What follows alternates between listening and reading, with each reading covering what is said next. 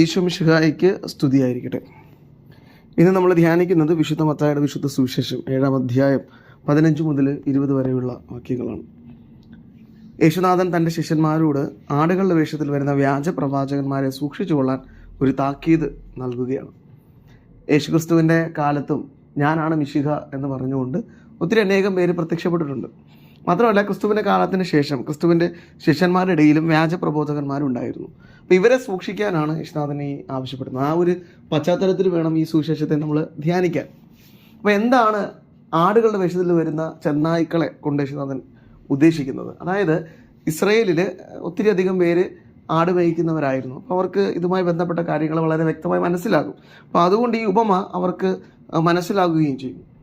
കാരണം ആടുകളുടെ ഒരു പ്രത്യേകതയാണ് മുന്നേ പോകുന്ന ആടിനെ അനുഗമിക്കുക എന്നുള്ളത്. ആടുകൾ എപ്പോഴും തൊട്ട് മുമ്പേ പോകുന്ന ആടുകളെ നോക്കി പോകുന്നവരാണ്. ഈ മുൻപേ പോകുന്ന ആടുകൾ ഈ മറ്റാടുകളെ കുഴിയിലേക്കോ ചതിയിലേക്കോ നയിച്ചു കഴിഞ്ഞാൽ ബാക്കിയുള്ള ആടുകളൊക്കെ അതിൽ പെട്ടുപോകും.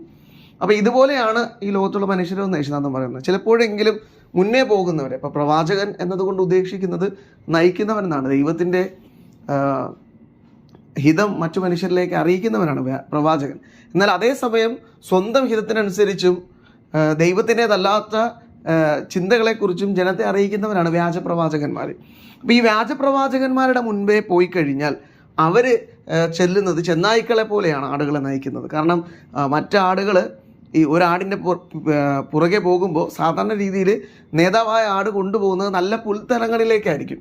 എന്നാൽ ചെന്നായാണ് നയിക്കുന്നതെങ്കിൽ അതിൻ്റെ ഉദ്ദേശം ഈ ആടുകളുടെ സംരക്ഷണമല്ല, മറിച്ച് ആടുകളെ കൊന്നു തിന്നുക എന്നുള്ളതാണ്. സ്വാർത്ഥ താല്പര്യത്തിന് വേണ്ടി ആയിരിക്കും അവരാടുകളെ നയിക്കുന്നത്.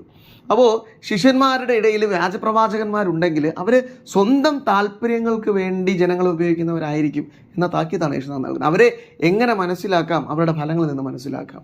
എന്താണ് ഒരു ക്രിസ്തു ശിഷ്യൻ്റെ ഫലം എന്ന് പറയുന്നത്? അവൻ സ്നേഹിക്കുന്ന മനുഷ്യനായിരിക്കും എന്നുള്ളതാണ്. അവൻ സ്നേഹമായിരിക്കും അവൻ്റെ ഏറ്റവും വലിയ ഫലം എന്ന് പറയുന്നത്. അത് നിസ്വാർത്ഥ സ്നേഹമാണ്, സ്വാർത്ഥതയില്ലാത്ത കറകളഞ്ഞ സ്നേഹമായിരിക്കും അത്. അപ്പോൾ അങ്ങനെ സ്നേഹമില്ലാത്തവരെല്ലാം ക്രിസ്തു പറയുന്നത് വ്യാജപ്രവാചകന്മാരെന്നാണ്, ചെന്നായ്ക്കൾ എന്നാണ് പറയുന്നത്. അവ വളരെ ക്രൂരമായ ജീവികളാണ്.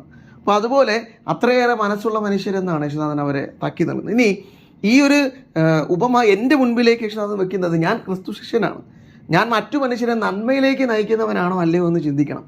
ഞാൻ മറ്റു മനുഷ്യരെ എൻ്റെ സ്വാർത്ഥ താല്പര്യങ്ങൾക്ക് വേണ്ടി നയിക്കുന്നവനാണെങ്കിൽ ഞാനും ആട്ടിൻ തോലണിഞ്ഞ ചെന്നായാണ് എന്ന് യേശുനാഥൻ എന്നോട് പറയുകയാണ്. ഇത് യേശുനാഥൻ എന്നോട് പറയുന്നത് ഇതൊരു താക്കീതായിട്ടാണ്. ഞാൻ അങ്ങനെയാണെങ്കിൽ അത് മാറ്റാനാണ്. എൻ്റെ ജീവിതത്തിൽ ഞാൻ പരിവർത്തനം ഉണ്ടാകണം, ഞാൻ ക്രിസ്തുവിൻ്റെ യഥാർത്ഥ ശിഷ്യനായി മാറണം. കാരണം അങ്ങനെ ഒരു മാറ്റം എന്നിൽ സംഭവിച്ചില്ല എങ്കിൽ വരും കാലഘട്ടത്തിൽ അവിടുന്ന് ഫലം നൽകാത്ത വൃക്ഷത്തെ എല്ലാം വെട്ടി തീയിലേക്ക് എറിയുമ്പോൾ എൻ്റെ ജീവിതവും തീയിലേക്കാവും എന്നൊരു താക്കീത് കൂടെ യേശുനാഥൻ നൽകിയാണ്. അപ്പോൾ ഈ ഒരു വചനം ധ്യാനിക്കുമ്പോൾ ആരുടെയും ചതിക്കുഴികളിൽ വീഴാതെ സത്യവിശ്വാസത്തിൽ നിലനിൽക്കാനുള്ള കൃപയ്ക്ക് വേണ്ടി പ്രാർത്ഥിക്കാം. ഒപ്പം ഞാൻ യഥാർത്ഥ നല്ല ആടായി മാറാൻ, ഒരിക്കലും ആടിൻ്റെ തോലണിഞ്ഞ ചെന്നായായി മറ്റു മനുഷ്യരെ എൻ്റെ സ്വാർത്ഥ താല്പര്യങ്ങൾക്ക് വേണ്ടി ഉപയോഗിക്കുന്ന മനുഷ്യനാകാതിരിക്കാനുള്ള കൃപയ്ക്ക് വേണ്ടിയും പ്രാർത്ഥിക്കാം. യേശുനാഥൻ അതിന് നമ്മെ അനുഗ്രഹിക്കട്ടെ. ആമേൻ.